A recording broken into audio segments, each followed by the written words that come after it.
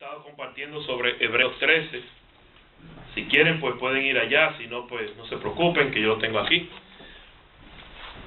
Y una cosa muy importante que inicialmente quise dejar claro y entender, que nosotros somos discípulos de Jesucristo, somos seguidores de Él, y que nosotros debemos de hacer y de enseñar las cosas que Él pues nos enseñó. Para esto recuerdo que leímos Mateo 28, en donde Jesús nos habló y dijo que hagamos discípulos a todas las naciones, bautizándoles en el nombre del Padre, del Hijo y del Espíritu Santo, y también que le enseñemos que guarden todas las cosas que Él nos ha mandado. Por esto me fui a deberes, como le han puesto el título arriba, deberes cristianos. Y estuvimos hablando primeramente del primer versículo, que habla de que permanezcamos en el amor fraternal. Estuvimos hablando del amor fraternal, estuvimos hablando de la importancia que nos demostremos amor cada uno entre los hermanos, la importancia de lo que es el amor. Y aunque no entramos en muchos detalles de lo que el amor implica en sí, pero dimos una pequeñita pincelada a lo que es el amor. También en el versículo 2, que nos habla de la hospitalidad, que nos dice de que no olvidéis de la hospitalidad. Estuvimos hablando también de los beneficios que nos produce el hecho de nosotros practicarla, la hospitalidad. Recuerdo que hablé de la hospitalidad en nuestra casa, la hospitalidad en nuestra congregación y la hospitalidad en el corazón. Estuvimos tratando ese tema, como dije, de los beneficios que esto nos trae y de la importancia que es para nosotros como cristianos, como discípulos y seguidores de nuestro Señor Jesucristo, lo que es la hospitalidad. En este caso, pues vamos al versículo 3. El versículo 3 de Hebreos 13, y vamos a leerlo. El versículo 3 nos dice, Hebreos 13:3, acordaos de los presos, como si estuvierais presos juntamente con ellos, y de los maltratados, como que también vosotros mismos estáis en el cuerpo. La versión que acabo de leer es de Reina Valera del 60. Y vamos a ver algo aquí que quizás inicialmente no vemos mucho en cuanto a la palabra, lo que significa la palabra preso, y a lo que a lo que se estaba hablando aquí. Hubo una confusión entre Pablo y Pedro por el hecho de que ellos saben y entienden lo que es eso, preso. Aquí se están hablando de los presos que estaban presos en el Señor, de los presos hermanos cristianos de aquella época que estaban siendo perseguidos y que eran tirados a las cárceles por estar pues predicando y siguiendo la palabra de Dios. Estos presos. Hoy en día, hermanos, en este mundo, en el 2014, en el que estamos viviendo, para nosotros no una sorpresa, aunque quizás debería ser una sorpresa, que más de 1 millón de hermanos cristianos en todo el mundo están presos por esto. Solo en Corea del Norte, según estuve viendo a través del internet, una página en internet, mencionaban ellos, lo cual a mí no me consta, de que se fue Sí, se fue. de que a mí no me consta, pero ellos decían en esa página que había más de 500,000 presos solo en Corea del Norte, aparte de los presos en Irán, aparte de los presos en muchos otros países. Y para mí fue de gran sorpresa, aunque no dudaba de que sí, había hermanos presos en esta época. Hemos visto también en países de África, en donde no solo presos, sino que han muerto por esa represalia contra ellos, contra esos hermanos. Y este llamado que nos hace a nosotros los cristianos es para que pensemos, oremos y tengamos siempre un buen pensamiento hacia esos que están presos en el Señor, por el Señor, presos por predicar la palabra y por llevar la palabra. Pero hermanos, ¿qué significa la palabra preso? ¿Cuál es la definición de presos? Presos es aquel que es privado de su libertad, es aquel que se le quita el derecho de accionar en el área libre donde vive por un motivo muchas veces en contra de lo que son las normas y las leyes. Preso es aquel que se encuentra en una prisión, una persona que está privada de su libertad, como dije, y que es obligada a permanecer en un lugar de encierro. También, hermanos y amigos, podemos utilizar el término de preso cuando se es sometido por una emoción. Estoy preso del pánico. ¿Se ha escuchado esa expresión? Estuve preso de pánico cuando, por ejemplo, mientras yo estaba en República Dominicana, iba a chequearme la vista, fui a cruzar la calle, el semáforo la luz estaba en rojo, por lo cual yo entiendo que debo de cruzar sin problema. Aquí en Massachusetts, pues, aunque esté verde, yo la cruzo y no tengo ningún problema.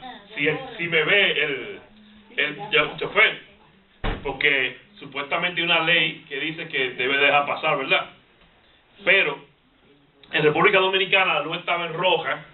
Yo espero que paren las tres líneas de carro que estaban. Paró el primero, paró el segundo. Veo ya que el tercero venía poniendo el freno bajando y decido caminar la calle. Cuando llegué al tercero, el tercero siguió y yo fui preso del pánico y no supe qué hacer. Esta pierna se me quedó clavado y este brazo hice como, no sabía ni qué hacer. El chofer me miró y parece que lo que yo hice por el preso del pánico fue tan chistoso que lo que hizo fue reírse. Me imagino yo este gordito haciendo como una seña rara y no pude caminar. Estuve preso del pánico en ese momento. También hay otros que con un sentimiento están presos. Amigos, hermanos, mientras yo estuve en la República Dominicana, me di cuenta que soy un preso del amor que le tengo a mi esposa. Y no es muela. Me hizo falta mi esposa. Hoy porque se rió ella, porque ella estaba como triste, yo estaba riendo. Y de verdad me di cuenta. Anímicamente también, uno está preso. Uno está privado de libertad, uno está privado de vida, porque está preso hacia esa persona que uno ama. Pensando en ella. Pero hoy vamos a hablar, hermanos, también de muchos tipos. Y lo hacemos con un solo deseo, de que nosotros podamos, de una forma u otra, así como ya el hermano David nos ha hablado sobre los temas de esclavo o libre, encontrar libertad en Cristo y no ser presos de muchas de estas cosas que lamentablemente nos tienen presos y que no nos conviene para nada. Primeramente, hermanos, ¿y por qué no utilizo la palabra preso en este caso? Refiriéndose a lo que realmente nos quiere, pues, el versículo que hemos leído decir. A veces hay que tener cuidado cuando uno lee la Biblia. Y ya es de muy conocido por cada uno de nosotros un término que usamos cuando se dice de que un texto sacado de contexto se forma un pretexto, ¿no? Ya lo hemos usado mucho acá y hay que tener cuidado cuando nosotros tratamos de hacer esto que voy a hacer ahora. Por lo cual les pido a ustedes que si acaso le doy un mal uso, me jalen las orejas, busquen la chacleta que les mencioné una vez a ustedes. Que por cierto, le traje a mi hijo una de esas mismas chancletas y a Dori una de esas mismas chancletas de regalo de allá. Para acordarme de la misma chancleta que usaban para allá. Se llaman, Murano. Los hombres se llamaban samurái la chancleta. Y para las mujeres la chancleta lina, de cuadritos. Pues le traje una a mi esposa y a mi hijo para acordarme de la chancleta. Pues Pablo, en la carta de los Gálatas, dice en el 4:19, si quieren no vayan allá: hijitos míos, por quienes vuelvo a sufrir dolores de parto, hasta que Cristo sea formado en nosotros. Cristo se ha formado. ¿Pablo ha pasado alguna vez por dolores de parto? No. Lo está usando como un lenguaje figurado, ¿no? Para que demostrar realmente que el dolor y la sensación de dolor que sintió, ¿verdad?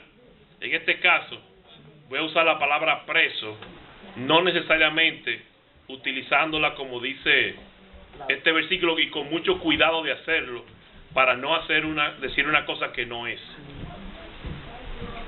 Dicho esto, hermano, vamos a ver que muchas veces nosotros los cristianos, nosotros los discípulos y seguidores de nuestro Señor Jesucristo, somos presos porque no tenemos un corazón recto delante de Dios. Y para esto voy a usar un ejemplo que encontramos en el libro de los Hechos 8, Hechos 8, del 6 al 26, y vamos para poder edificar y poder ilustrarnos sobre lo que quiero traerle a ustedes. Hechos 8, 6 al 26. Dice así: así que había gran gozo en aquella ciudad, donde se estaba predicándole el evangelio. En la ciudad de Samaria le predicaban a Cristo. Pero había un hombre llamado Simón, que antes ejercía la magia en aquella ciudad y había engañado a la gente de Samaria, haciéndose pasar por algún grande. Antes, a este oían atentamente todos, desde el más pequeño hasta el más grande, diciendo: este es el gran poder de Dios. Y le estaban atentos porque con sus artes mágicas le había engañado mucho tiempo. Pero cuando creyeron a Felipe, que anunciaba el evangelio del reino de Dios y el nombre de Jesucristo, se bautizaban hombres y mujeres. También creyó Simón mismo, y habiéndose bautizado, estaba siempre con Felipe, y viendo las señales y grandes milagros que se hacían, estaba atónito. Estaba preso, ¿verdad? Estaba sorprendido de las cosas. Él que antes lo hacía, pero lo hacía con trucos. Dice que el 14, cuando los apóstoles que estaban en Jerusalén oyeron que Samaria había recibido la palabra de Dios, enviaron allá a Pedro y a Juan, los cuales, habiendo venido, oraron por ellos para que recibiesen el Espíritu Santo, porque aún no había descendido sobre ninguno de ellos, sino que solamente habían sido bautizados en el nombre de Jesús. Entonces les imponían las manos y recibían el Espíritu Santo. Y cuando vio Simón que por la imposición de las manos los apóstoles se daba el Espíritu, les ofreció dinero. Y diciendo: dadme también a mí este poder, para que cualquiera a quien yo impusiese las manos reciba el Espíritu Santo. Hermano, haciendo un paréntesis aquí, muchas veces nosotros, como habló el hermano Daño ahorita, hemos hecho un cambio nuevo en nuestra vida, pero hay algo que todavía nos mantiene apegados a la vida vieja. Hay algo que nos mantiene allí. El cambio, un cambio total. Aquí vemos un hermano que había hecho un cambio en su vida, había dejado de predicar y hacer las cosas que hacía, había conocido de Dios y había seguido lo que Jesucristo pues dijo que hacía, y lo que Felipe y Pedro igual le explicaron a él. Pero tenía todavía ese deseo. Entonces Pedro le dijo: tu dinero perezca contigo, porque has pensado que el don de Dios se obtiene con dinero. No tienes tu parte ni suerte en este asunto, porque tu corazón no es recto delante de Dios. Arrepiéntete pues de esta tu maldad y ruega a Dios si quizás te sea perdonado el pensamiento en tu corazón, porque en hiel de amargura y en prisión de maldad veo que estás. Podemos nosotros que no tenemos un corazón recto delante de Dios, tener el corazón preso en prisión de maldad y por lo tanto no hacer las cosas que le agradan a Dios, que debemos nosotros de hacer como discípulos de Dios. Acordaos de los presos. Acordaos de los presos. Acordémonos, hermanos, de que el que no tiene un corazón totalmente limpio, el que está con un corazón no agradable a Dios, está preso en la maldad y en las cosas que no agradan a Dios. Acordémonos de eso y cambiemos nosotros de hacerlo. Hermano, estamos presos también, cautivos en la ley del pecado muchas veces. Y lo hacemos y caemos en esta clase de prisión cuando seguimos los deseos de la carne. Nuestro espacio está, como explicaba también David esta mañana, que la fiera, ¿verdad?, que le ponen unas mallas, algo para que no salga. Estamos nosotros así, rodeados totalmente por la ley del pecado, y no nos deja caminar porque estamos presos al pecado. Estamos totalmente cautivos a esto y totalmente siguiendo las cosas que el pecado trae como consecuencia mala de nuestra vida. Somos condenados y entramos en prisión cuando no tenemos, hermanos, paciencia, cuando nuestro corazón no está preparado para la venida del Señor, como dice Santiago 5, lo podemos leer en Santiago 5 del 8 en adelante. Cuando no estamos preparados para esto, nos hacemos presos también, hermanos. Tenemos que tener paciencia y sabiendo que nosotros como cristianos vamos a pasar muchos problemas y van a pasar muchas cosas, pero tenemos que tener esa tranquilidad en Dios y no dejarnos caer preso del pánico ni caer preso de aquellas cosas que nos van a traer problemas a nosotros. Según Marcos 16, el no creyente ya no solo es un preso, sino que también le pasaron causa, y es más que preso porque es un preso condenado. Marcos 16 nos dice: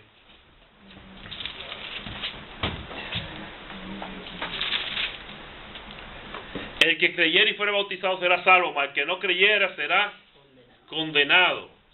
Pero nosotros que somos creyentes y fuimos bautizados, estamos salvos de esa cárcel de condenación.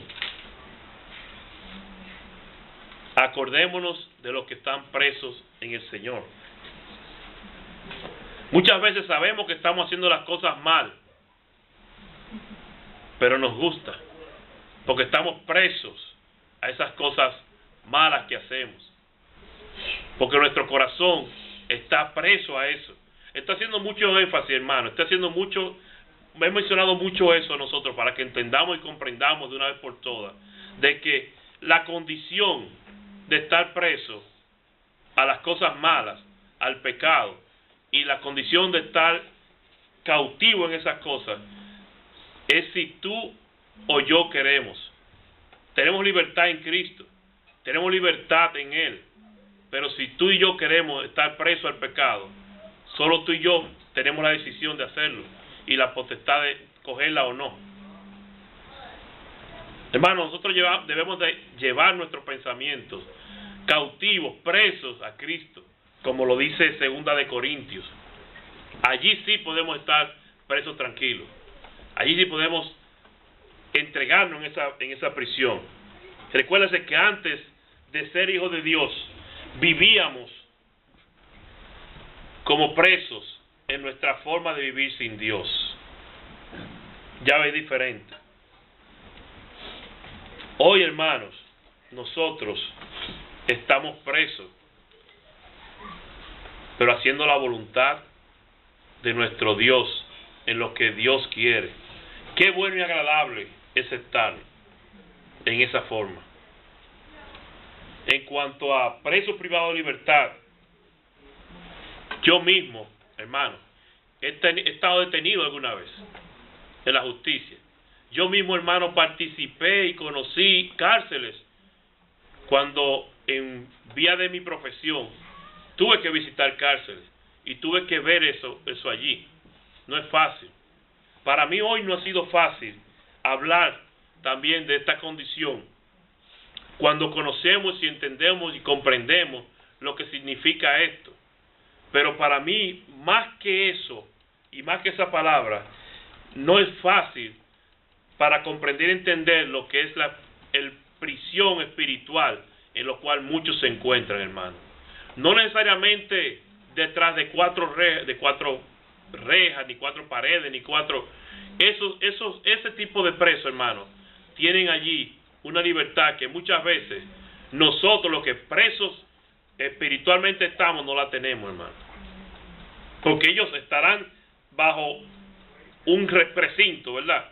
Pero son libres en su corazón, espiritualmente son libres porque ellos creen en Dios y agradan a Dios con su vida, aún bajo cuatro paredes y un techo.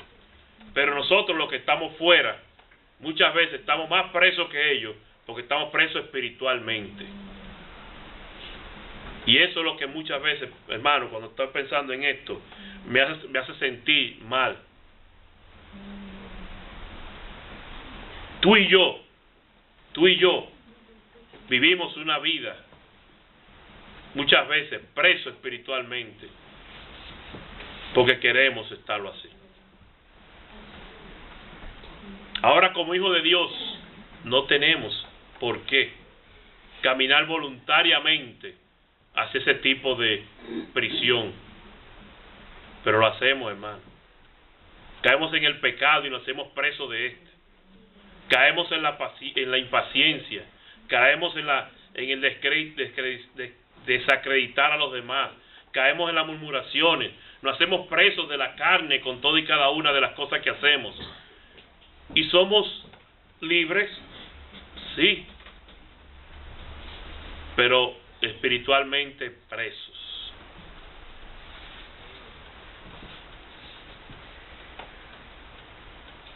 Acordaos de los presos como si estuvierais presos juntamente con ellos. Pablo, Pedro, Esteban, vamos a decirlo en un momento también. Y si nos vamos al Antiguo Testamento, vemos a José, que más, Daniel.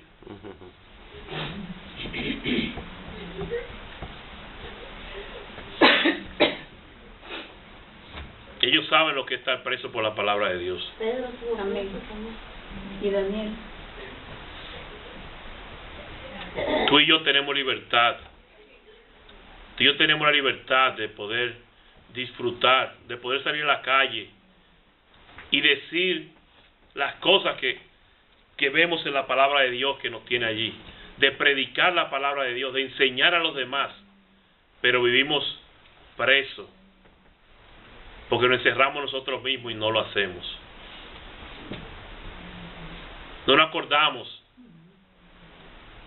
de esos presos espirituales que están caminando en la calle, porque tú y yo también, de alguna u otra forma, estamos siendo presos de esto.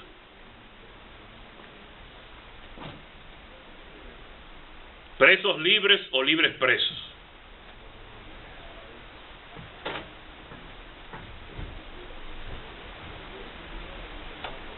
Hijo de Dios, hermanos, prediquemos, llevemos el mensaje del Evangelio, hablemos de las buenas nuevas de nuestro Señor Jesucristo. Oremos por aquellos hermanos que están siendo cortados, privados de su libertad por el hecho de hacerlo. Acordémonos de ellos. Ellos están allí por esta causa. Y si fuera uno nada más, pero ya mencioné en un país donde hay más de uno, donde hay más de dos, donde hay más de cientos, donde hay miles, y siguen cayendo, y siguen sumándose esos números, porque no tienen temor a hablar de Cristo, o no tienen temor de salir a la calle y decir las cosas que tienen que decirlo. Pero tú y yo no lo hacemos. Tú y yo no nos interesan los demás. Tú y yo preferimos encerrarnos en nuestra prisión. Y como ya yo lo tengo, ¿ya para qué? La salvación es personal y yo estoy salvo.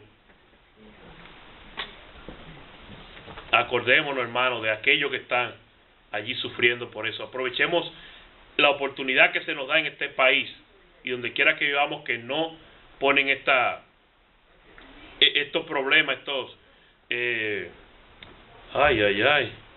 estos impedimentos, gracias, para poder pues salir a la calle y hacerlo. Somos libres de hacerlo. Mira también aquellos maltratados, como dice la palabra, y de los maltratados, como también vosotros mismos estáis en el cuerpo. De aquellos que son maltratados, hermano, de aquellos que son desbaratados, de aquellos que sufren por esto, de aquellos que pasan situaciones difíciles. Mira, acuérdate de Moisés. Pienso en Moisés. Moisés tuvo un problema en su vida.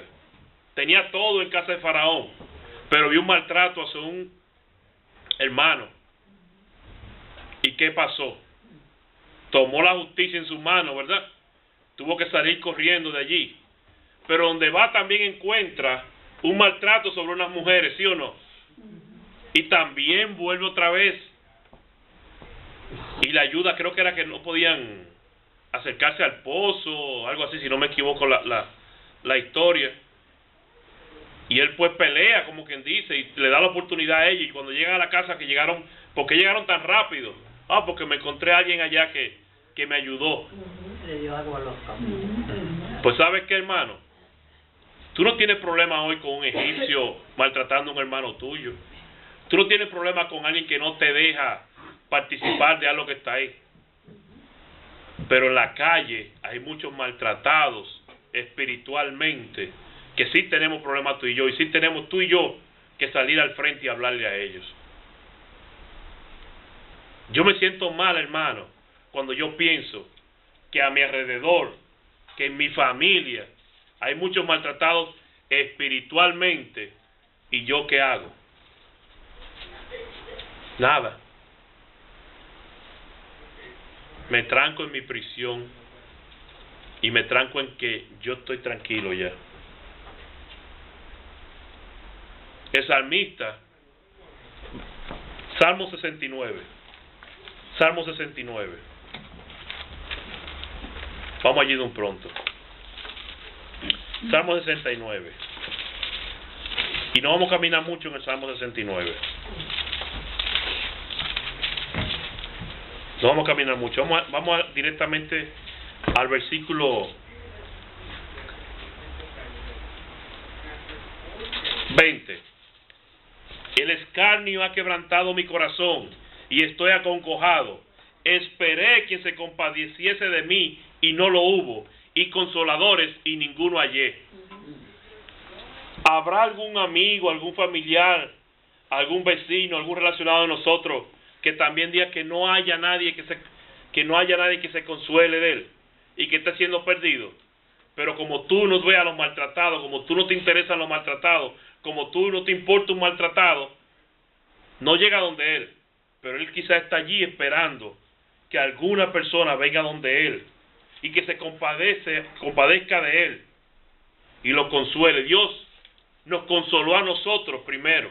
Dios nos dio entrada a nosotros porque cuando vinimos donde Él, vinimos con muchas situaciones difíciles en nuestra vida pasada. Y Él nos abrió los brazos. Jesús nos abre los brazos y nos ayuda y nos invita a descansar en Él.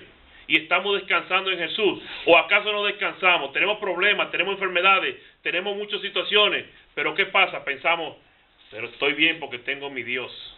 Y todo lo puedo en Cristo que me fortalece. Y Dios está conmigo. Y Dios me dice, ten confianza en mí, confía en mí. Yo he vencido el mundo, confía en mí. Sígueme a mí, a esto a mí. Y nosotros lo sabemos y lo entendemos. Pero ¿qué hacemos con aquellos que están sufriendo y maltratados? Nada. Nada. No lo buscamos, hermano. Acordaos también de los maltratados. Acordaos también de los que sufren. Acordaos de ellos. Segunda de Corintios 1:4, Dios nos consuela, hermanos. Dios nos consuela. Dios es un Dios de amor y de misericordia.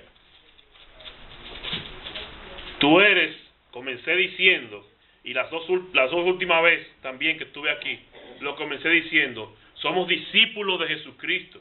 Somos seguidores de Jesucristo, imitadores de Jesucristo. Y debemos de hacer y de enseñar las cosas que Él nos enseñó a los demás. Y entonces, ¿qué pasa? No lo hacemos, ¿no? Porque no nos acordamos de aquellos que están presos. Y nos acordamos de los maltratados. Sino que pensamos en que ya yo tengo mi problema solucionado. ¿Y ya para qué? Hermanos, Dios es un Dios de libertad, ¿no? Dios me ofreció, me dijo a mí que viniera a Él obligatoriamente. Yo vine al Señor voluntariamente o obligadamente. Yo decidí seguirlo a Él voluntariamente. Yo nací. Y cuando yo nací, que tuve uso de razón, me di cuenta que la única prisión que vale la pena llevar es la prisión en Dios y en Cristo. Y esa es la que yo quiero estar. Y a Él invito a ustedes a que seamos presos en esa. Pero ¿qué pasa? Vivimos en una prisión de yo. Y como hablamos esta mañana, de yo. Y yo quiero, yo soy, yo decido, yo deseo, yo me agrado, yo me complazco, Y entonces, ¿qué, hermano? Seguidores de Jesucristo, servidores de Dios, discípulos de Jesucristo. Sin embargo, presos de nuestra concupiscencia y de los deseos de la carne. No, hermano. No, así no. Así no. Y como dicen en muchos países, si es así, no te vistas, que no va. Y todos queremos ir. Entonces, pensemos más en aquello que espiritualmente tenemos ahí mismo, y están siendo maltratados, y están siendo presos por vivir en una vida en pecado, y que muchas veces conocen y saben lo que deben de hacer, y no lo hacen, o no tienen nadie también que les explique lo que deben de hacer. Y para que no digan, no hallé nadie que me consolara, nadie vino a decirme a mí estas cosas. Salgamos de nuestra prisión, de nuestro yo, y lleguemos a esas personas. Gracias por permitirme a mí expresar estos pensamientos, por permitirme a mí leer la palabra, por compartirla con ustedes y por darme cuenta también, hermanos, porque gracias sean dadas primeramente a Dios por su misericordia que nos da de yo poder venir a traer un mensaje a ustedes. Pero gracias a Dios también porque me da la oportunidad de yo poder leerla, comprenderla y escudriñarla.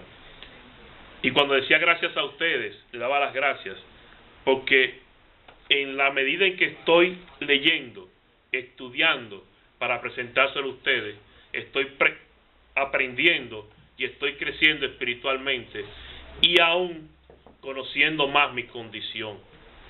Y reconozco, hermano, ante ustedes que muchas veces estoy preso o muchas veces no me acuerdo de aquellos que están presos o maltratados, y hablo espiritualmente y están a mi lado y cerca de mí.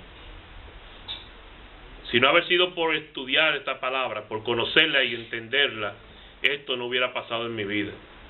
Pero hoy reconozco que me cierro y que me aprisiono en una prisión que no vale la pena de asumir esa condición de preso por mí mismo, y que debo de salir de esa prisión y debo de llevar la palabra de Dios a aquellos que espiritualmente lo están. Y le exhorto a ustedes a que también lo hagan así. Si alguno pues entendió y comprendió mi mensaje y tuve la oportunidad de expresarme bien y de expresarle a ustedes lo que realmente yo quería hacerlo y lo que quería decirle, pues me alegro mucho y le doy gracias a Dios primeramente.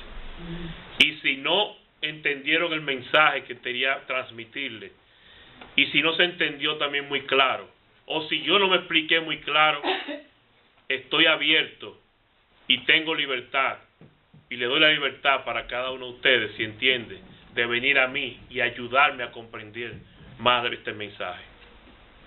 Pero a Dios sea la gracia primero por su palabra, porque su palabra es más cortante que una espada de dos filos. Y su palabra es para edificación de cada uno de nosotros y para crecimiento espiritual, y para que algún día, siguiéndola y agradándole a Él y sirviéndole a Él, podamos verlo a Él cara a cara y seamos transformados. Y recordando también que en la medida en que nos apartamos, en la medida que somos santos, le damos la gloria a Él y le damos a Él todo lo que podemos darle a nosotros como humanos, porque Él así nos lo pide, que seamos santos, porque Él es santo. Que Dios le bendiga. Gracias una vez más.